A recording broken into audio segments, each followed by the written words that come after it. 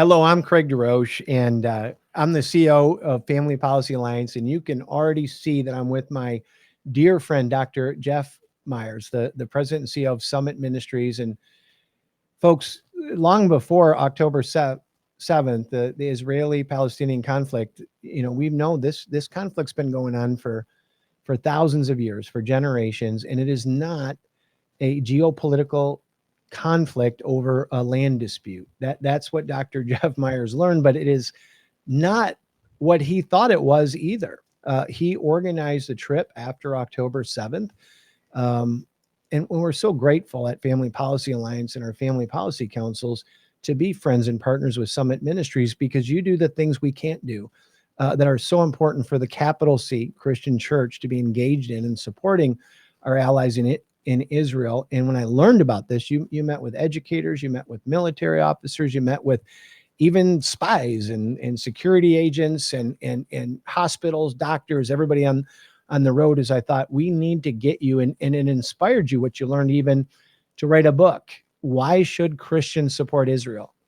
Dr. Myers has talked about this most recently at our SoCon Conference this summer in Washington, D.C., where we had all sorts of luminaries and dignitaries come in and speak. But this session, talking about Israel and Palestinian conflict from the worldview of being a Christian, and Dr. Jeff Myers' new book, I'll tell you, folks, get ready. You need to listen to this podcast. You need to share this with your friends. What's going on in Israel matters to us. Jeff, it's such a privilege to have you on the show. It's such a privilege to have you as a friend and to have just to be alongside you as you serve the Lord. Thanks for being with us today.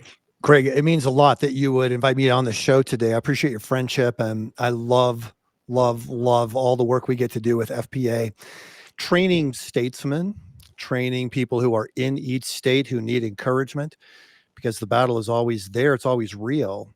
And what we're seeing right now is, with the rising generation, a very concerning turn toward anti-Semitism of the sort that was popular in the United States and in Europe prior to World War II, and we know what that led to. So this is a topic that we have to address, we have to talk about, but I think we also have to deal with young adults' concerns. They want to know, is this war just? What about genocide? What about land claims? All of these kinds of things. And then all of that's important. That's what fascinates me so much, because as I'm talking with Dr. Jeff Myers, what city are you in, Doctor? I'm in Colorado Springs. Colorado Springs. I join you from Oakland County, Michigan, where we have the largest population of Chaldeans and Arabs and Jews, and all in schools together, in the public schools with my daughters. And the conflict is remarkably different from the consumption from what I'm seeing here too. So let's start with the start. You felt the touch of the Lord because of all the work you've done in Israel over the years to visit Israel and learn firsthand. Tell us, October 7th, how this hit you, what happened in your prayer life, what made you decide to lead a delegation and go over to Israel? Well, as you know, Summit Ministries we aren't specifically an Israel ministry. There are lots of ministries to Israel that connect Christians and Jews in all different kinds of ways. We focus on preparing the rising generation to embrace a biblical worldview. And what led to it is I started seeing some of the polling results come back in the fall, right after the October 7th terror attacks, in which Hamas terrorists intentionally killed, raped, and mutilated Israeli men, women, and children. 1,200 of them took 250 hostages. Mark Penn does this poll with Harvard called CAPS, Center for Advanced Political Studies. They do it every month, and they put a bunch of questions in there about Israel and Palestine. One of the questions, Craig, was, do you think that Hamas's killing of 1,200 Israeli civilians and the taking of 250 hostages was justified by Palestinian grievances, or was it not justified? In the older generation, only 9% said it was justified. It was startling to find that 60% of those in Gen Z thought it was justified. That if you're mad and you feel that you are oppressed, then slaughtering people who you think are your oppressors is okay.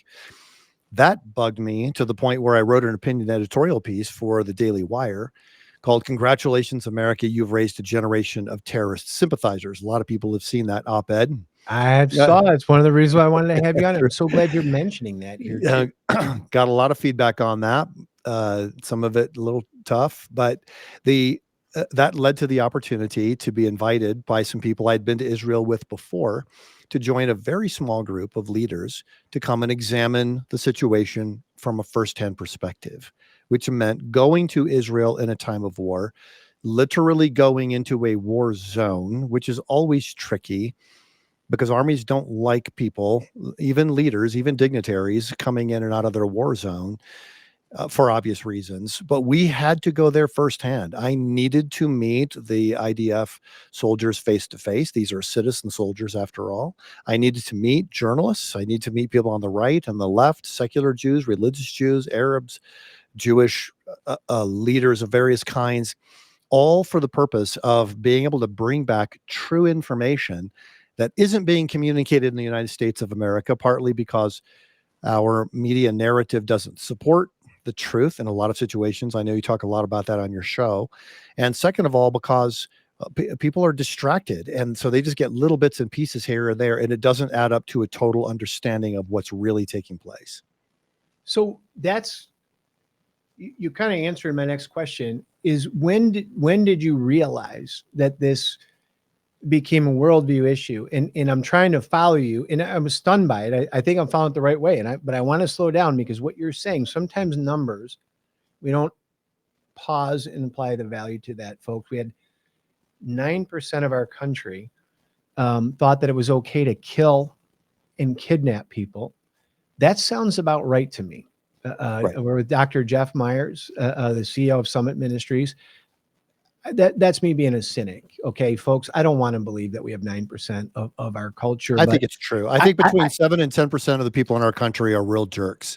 yeah, That's well, what we but find in our polling, and they just have no compassion. They think everybody who doesn't agree with them should be canceled. They literally say, "I solve my problems by cutting people out of my life." yeah, but what I was going to say to you is I don't think those people are static. I think that's some part of your becoming a human being, right? And for most of us, that would be ages maybe 3 to 6 or something like that, Right. But we certainly all have that element. But the shocking things, folks, here is I just wanted to pause there and say to people when they say, "What happens when you take God out of the schools? What happens when you stop talking God in the institutions and stuff like that?" People have an unmooring. Dr. Myers, you're one of the. I'll give you another compliment. I started looking for help when my mentor and my boss, Chuck Colson, passed away and was called home to glory in April of 2012. And you're one of the people that John Stone Street introduced me to, not personally, but in your writings, and you've helped me get there. So you made that connection and you said, folks, we need to get on this ASAP because a year ago or 2 years ago, 9% of our population had been educated to be jerks in response to what they hear on the news. Now 60%, whether they've thought it through or not, their first answer is basically pre-civilized humans, even maybe pre some of the Old Testament stuff, behavior is infiltrating our rising generation. You go to Israel That's right. firsthand. You desperately want us to know it's a worldview issue. So Yeah. what do you bring back in the book now that you've discovered that this isn't just a land issue? What are the things that you want us to be aware of, the layers that this adds to the stakes that we're facing? Let me first say the 60% who favor Hamas, that would be Gen Zers. Those would be you can't poll little kids, so you end up polling those who are of voting age. Those voters would be 18 to 24 years of age. Right. 60% of them favor Hamas.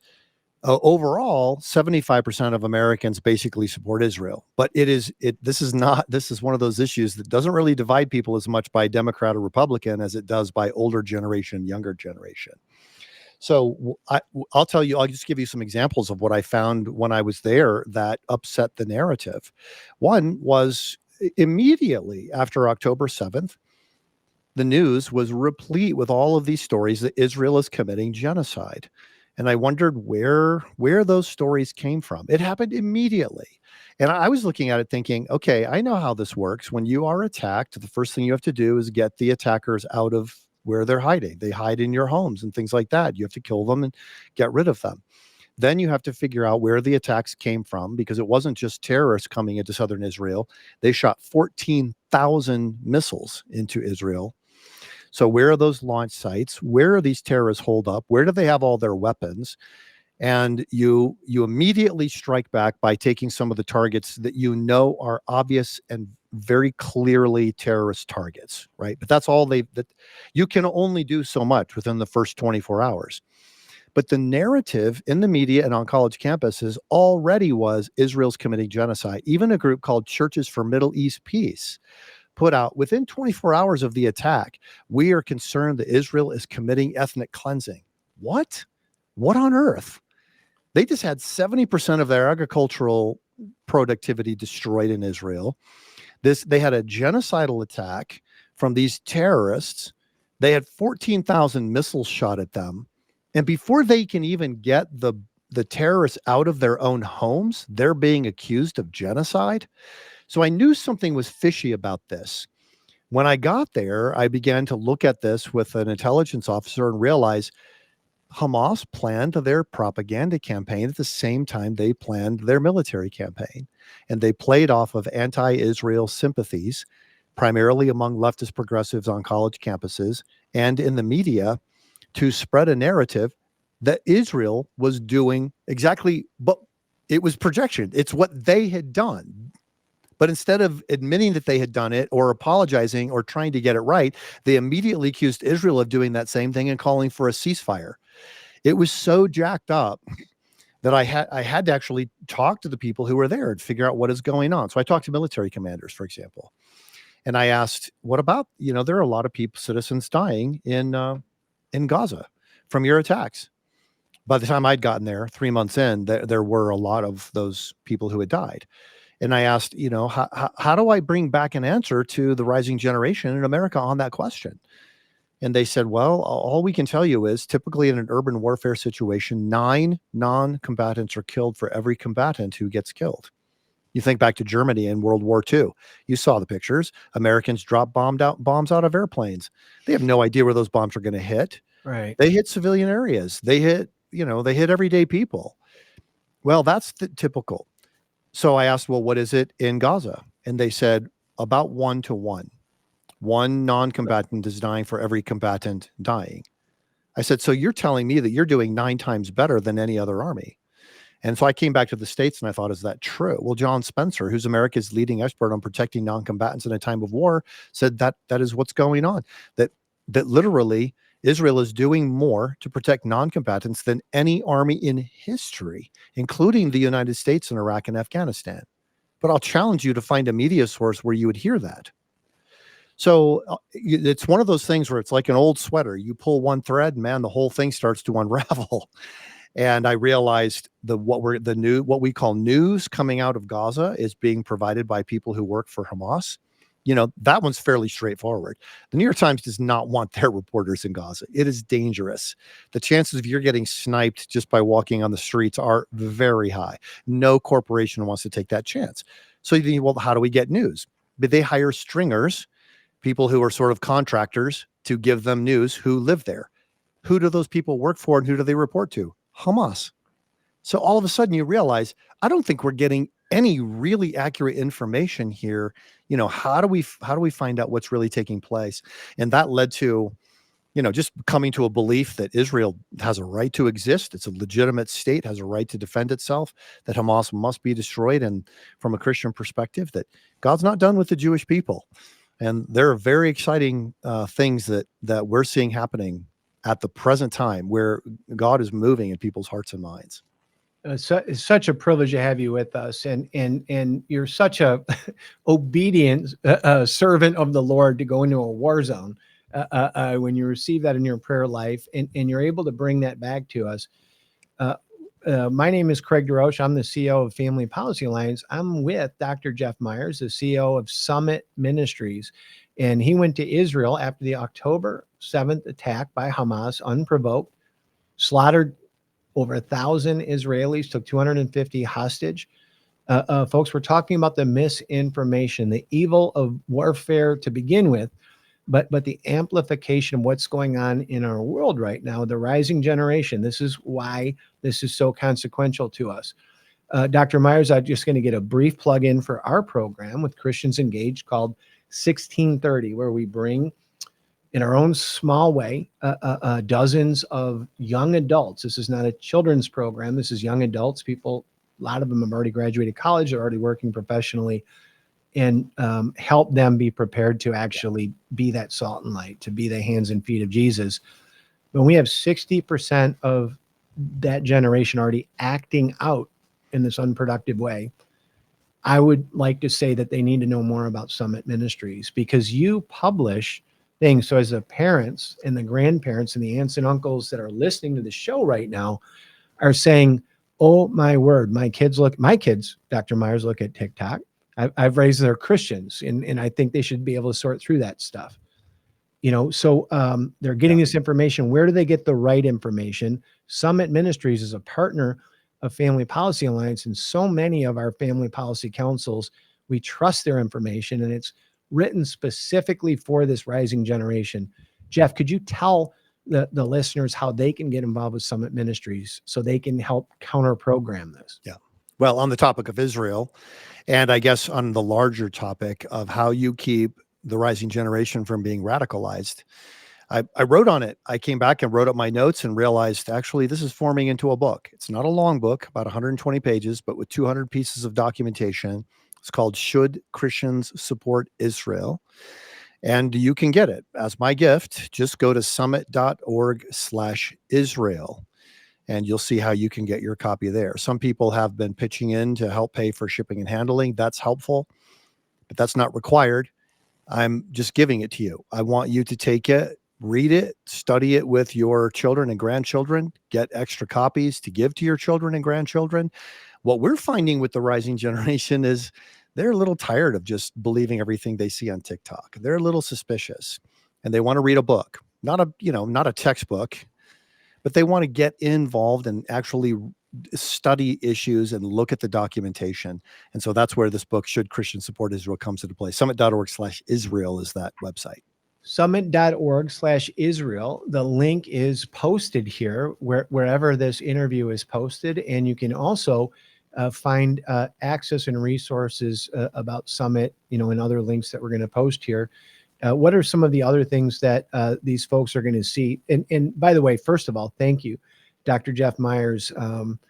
I think I've bought everything he's ever written, and it is very generous, because there may very well be many thousands of people in this audience that take you up on that. So thank you. Please, Totally everybody, click on it, get your book. We want you to be in a relationship with Summit Ministries as well, because they live in the Word and they help us as Christians sort through this. Tell about some of the other tools that you have for the rising generation that I think will whet their appetite to get over there and send their nieces and nephews that way.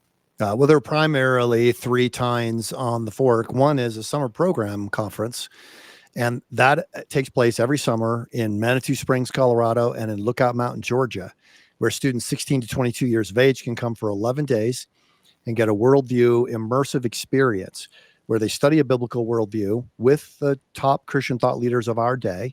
They study the counterfeit worldviews to understand what they say and how to respond to them.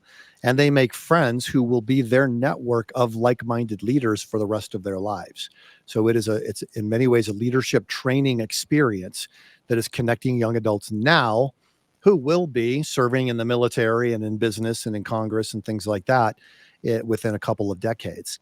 So that's an experience that we offer. Another one is curriculum courses for schools, Christian schools, homeschool co-ops, and now even public schools in 12 different states and 300 schools. Students can take time off of their public school classes to study biblical worldview with us. And then the third time to that fork is the courses that we offer for churches, small group courses of all different kinds. We've got one that's on politics. Should Christians avoid politics is the question, and a lot of other topics related to how do you live out a biblical worldview, things for small groups and so forth.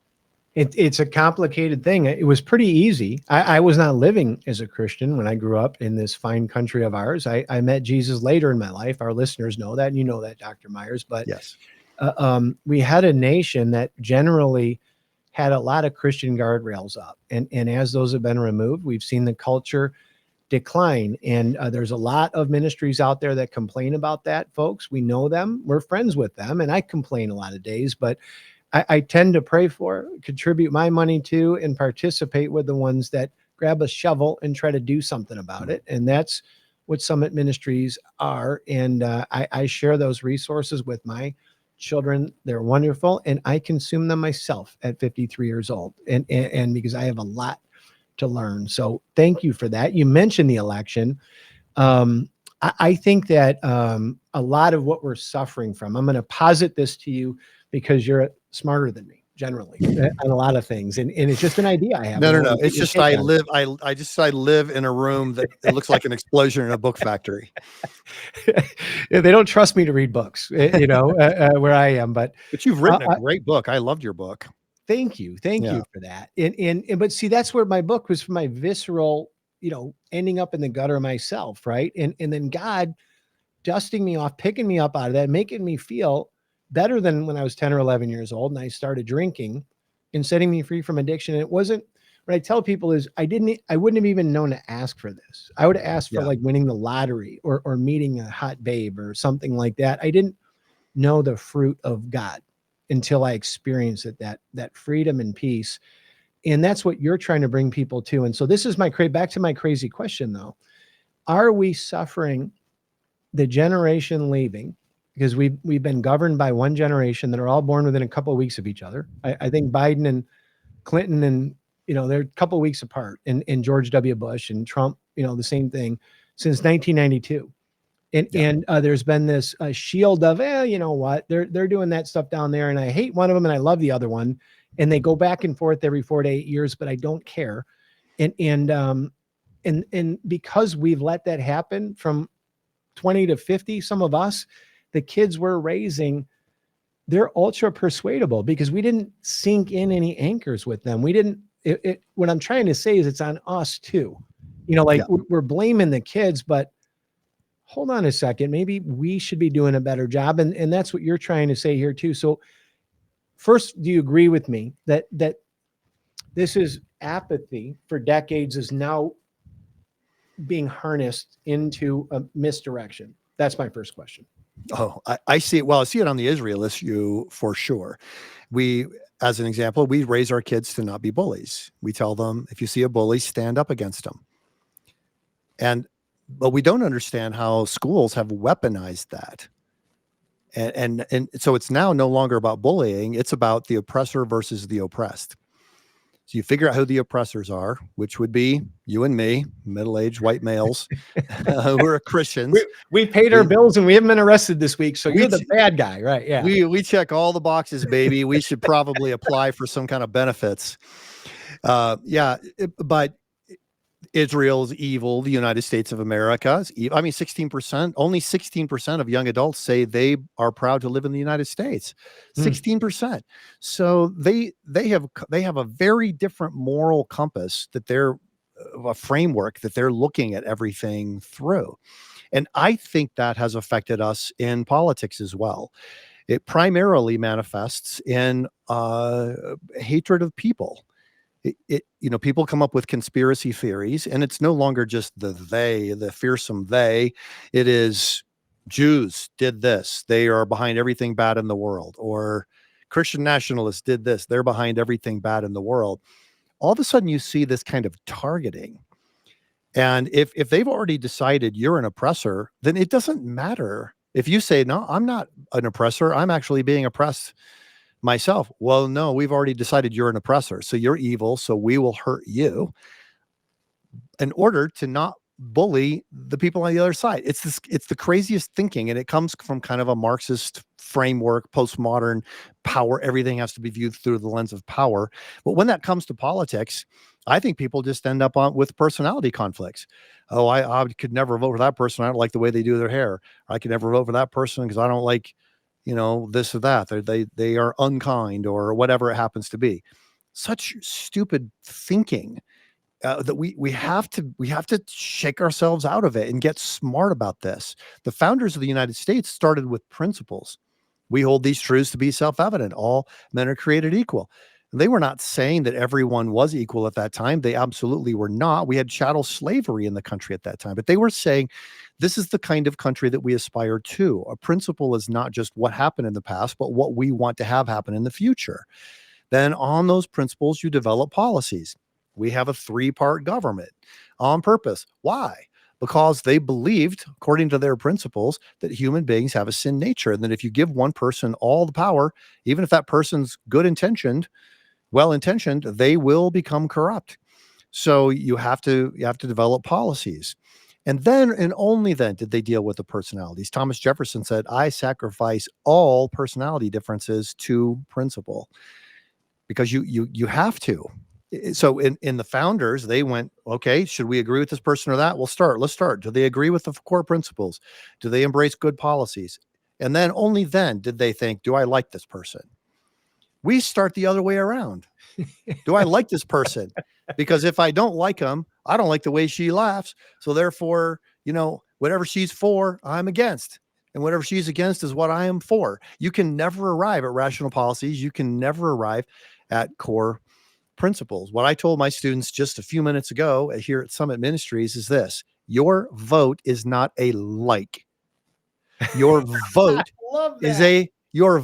a hiring decision. This Yes. person works for you. You do Yeah. not work for the president of the United States. The president of the United States works for you. Do you want to hire this person for that job? You get 2 candidates. You could vote. There are probably some third-party ones in different states, but There's 6 or basically, 7 in Michigan. Yeah, absolutely. yeah, you get 7. You get 7 choices. You got 7 candidates on the ballot. Which one? This is not a social media like. Which one do you want to hire? Because whoever you hire, you're stuck with for 4 years. That's right. And it is like having an elephant in your living room. Even if it's a nice elephant, every time it moves, every time it twitches, you're going to notice. That's really good. I love what you're saying here. And this is, I didn't want to turn this into a big pitch for what we're doing, but part of why I wanted to have you on right now, Dr. Jeff Myers, the CEO of Summit Ministries, is we're taking an active role in mobilization. We've done that over the decades. Family Policy Alliance was birthed out of focus on the family. Doc Dobson was heavily involved in advocacy in the 80s before we were separated into independent organizations in 2013. So we have a legacy of doing this, but I just want to give a couple of statistics. I'm going to give you a chance to respond to this, Dr. Myers, but I want to validate some of the things that you're saying. Folks, Christians did not participate in the election in 2020 at a greater percentage than the rest of the American culture. And that includes the people on welfare, unemployment, Medicaid, homeless, you name it. We're just as good as them. In other words, we're not, the part in the Bible where the master comes back after he gave people talents and said, do something with it. And the one that buried it, you wicked slave, take your talent and give it to somebody else. Folks, I don't think that's just a metaphor for our country. God gave the citizens of this country the greatest country that has ever existed in the history of mankind. We own it completely, 100%, 100%, and 1/3 of us don't vote. Next one I'm going to say to you, Dr. Myers, and I'll let you have at this one. What I'm learning from George Barna is that the capital C church, that about 2/3 of it aren't sold out on what Summit Ministries and Doc Dobson and Chuck Colson and the other people try to teach, which is it's not about going to church on Sunday and being pro-choice to do this or to do whatever. It's about actually giving your life over to God. And I just wanted to say to you that I really think, because you pointed out my book and where I come from, I want to give we always like the last, and this will be the last question I give you for now, but I want to have you back soon to talk about this, is it's always darkest before the dawn.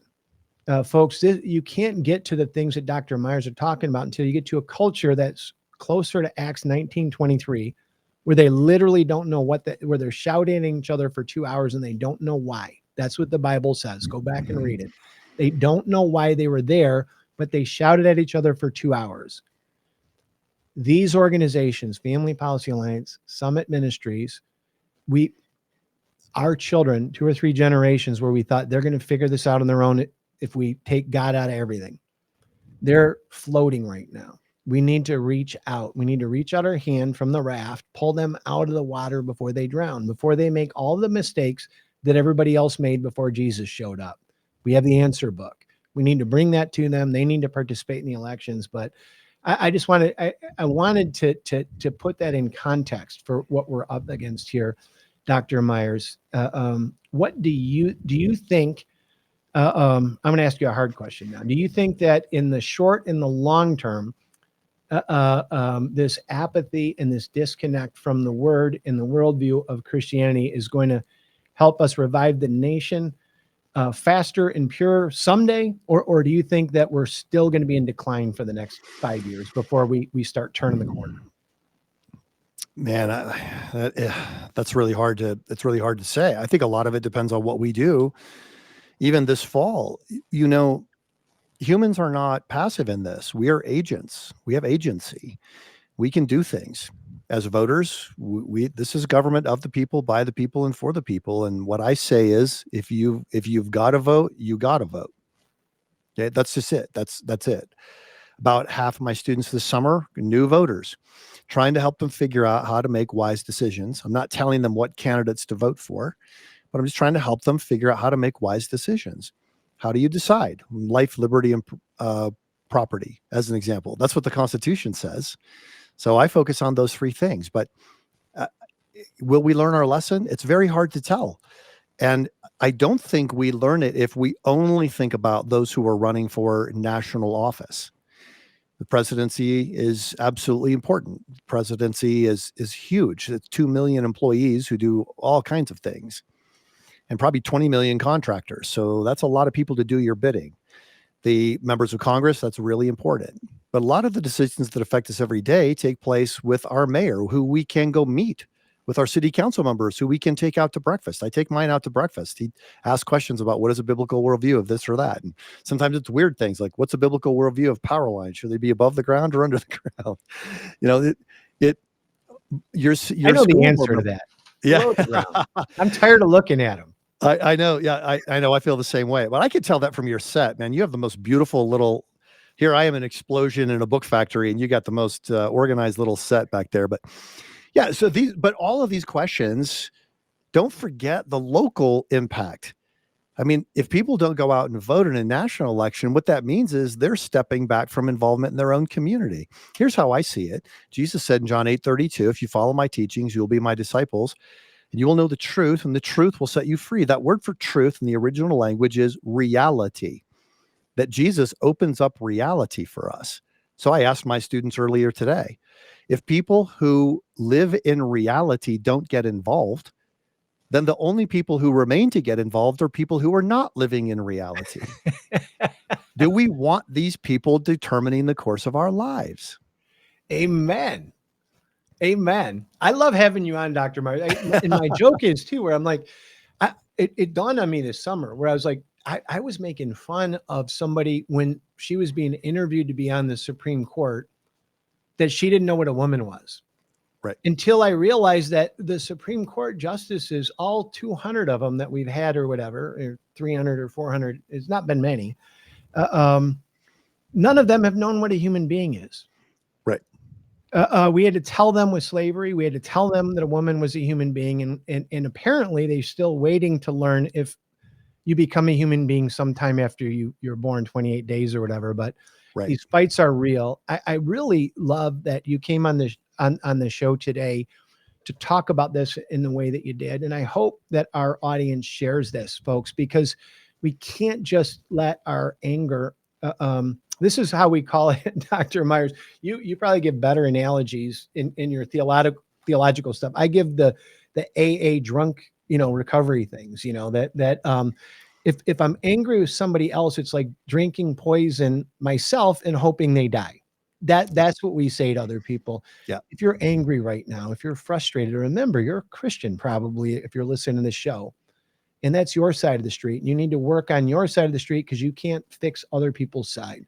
And it's really easy, really easy. What's going on, what's wrong in America right now is that 1/3 of our Christians are not participating in the ownership of their school district, their city, their state, and their federal government that they own outright. If every Christian voted, I'm not telling you who to vote for. I'm not saying which issues to vote on. I'm saying if you prayed first and you're a Christian and you voted, I am convinced beyond any measure of a doubt that all these issues would melt away.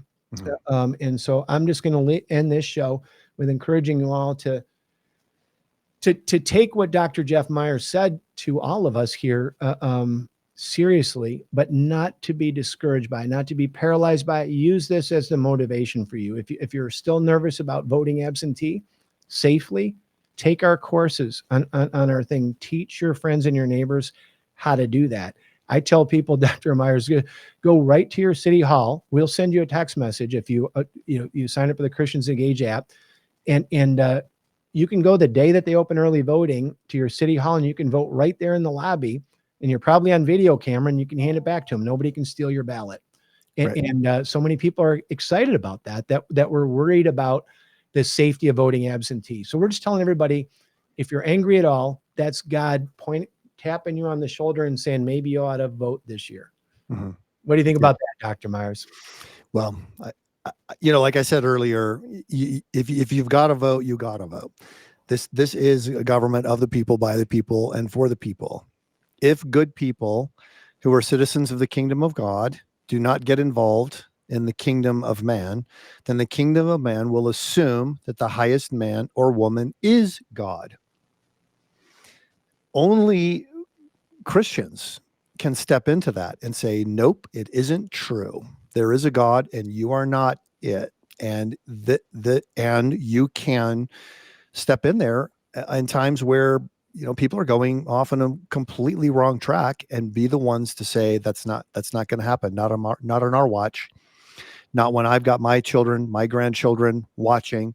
Not when they're going to look back at my generation and ask, "What did you do to stand for truth in your time?" We're not going to allow that evil to continue.